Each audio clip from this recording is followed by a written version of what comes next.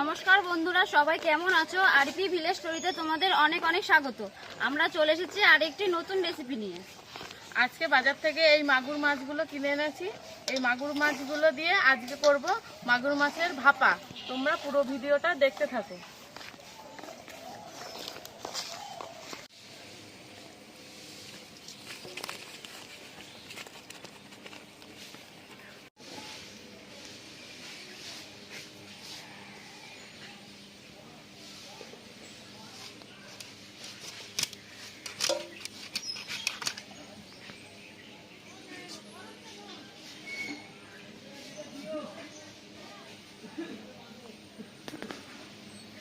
এইরকম ছোট ছোট পিস করে কেটে নেব। একটু ছোট ছোটই করব ভাপার জন্য পিসগুলো, তাহলে সেদ্ধটা ভালোভাবে হবে।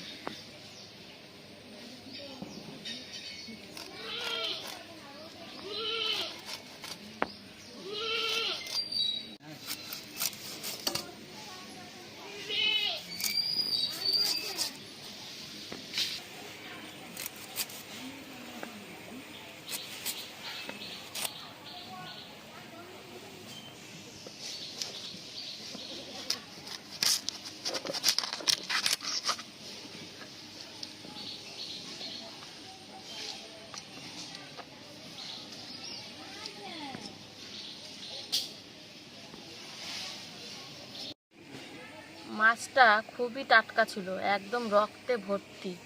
এই মাছগুলো অনেক ক্ষেত্রে ডাক্তাররাও সাজেস্ট করে এই মাছগুলো খাওয়ার জন্য। এই মাছ খেলে শরীরে রক্ত হয়।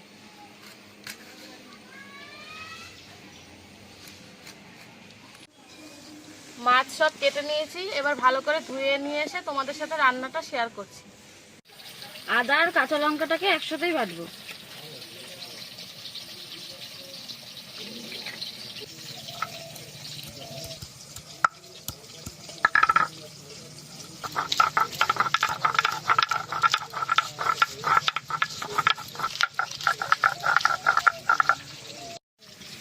এবার এর মধ্যে জিরে, ধনে আর শুকনো লঙ্কাটাকে দিয়ে একসাথেই বেটে নেব।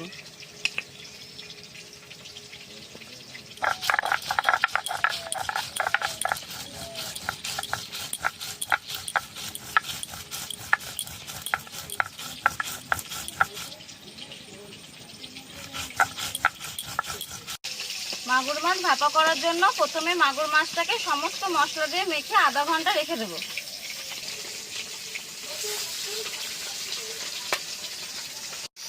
মাগুর মাছটাকে ভালোভাবে ধুয়ে আনা হয়েছে, এবার মাগুর মাছটা দিয়ে দিচ্ছি।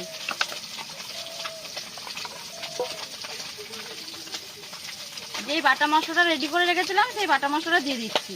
এর মধ্যে জিরে, ধনে, কাঁচা লঙ্কা, শুকনো লঙ্কা আর আছে আদা।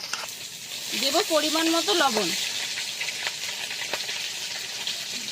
পরিমাণ মতো হলুদ।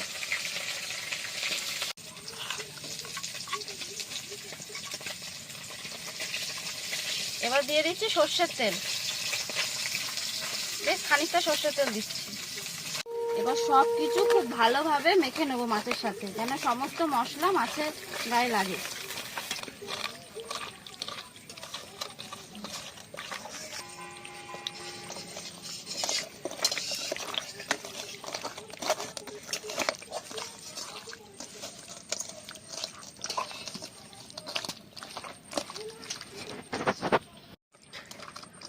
মাছগুলো মাখানো হয়ে গেছে। একটা টিফিন কৌটো নিয়েছি, এই টিফিন কৌটোর মধ্যে রেখে আধা ঘন্টা রেখে দেবো মাছগুলো। আধা ঘন্টা পর ভাপাতে দেবো এই টিফিন কৌটোর মধ্যেই। মাগুর মাছ ভাপা করার জন্য কড়াইতে প্রথমে জল দিয়ে দিচ্ছি।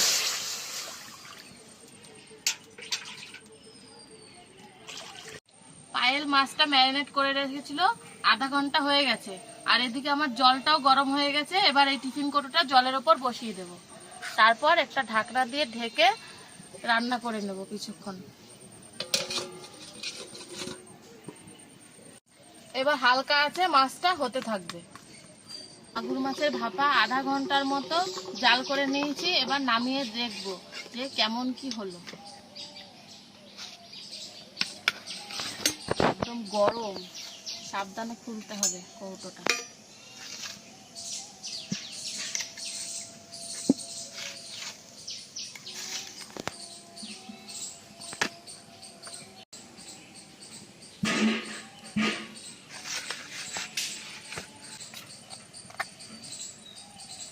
মাছটা খুব সুন্দর সেদ্ধ হয়েছে। আর এইদিকে দেখো কি সুন্দর তেলও ছেড়ে দিয়েছে। একটা মাছ ভেঙে তোমাদেরকে দেখাই কেমন সেদ্ধ হলো। এই দেখো একদম নরম তুলতুলে হয়ে গেছে মাছটা। আর গ্রেভিটাও দারুণ সুন্দর কালার হয়েছে। গ্রেভিটার তেলটা একদম উপর দিয়ে ভেসে উঠেছে।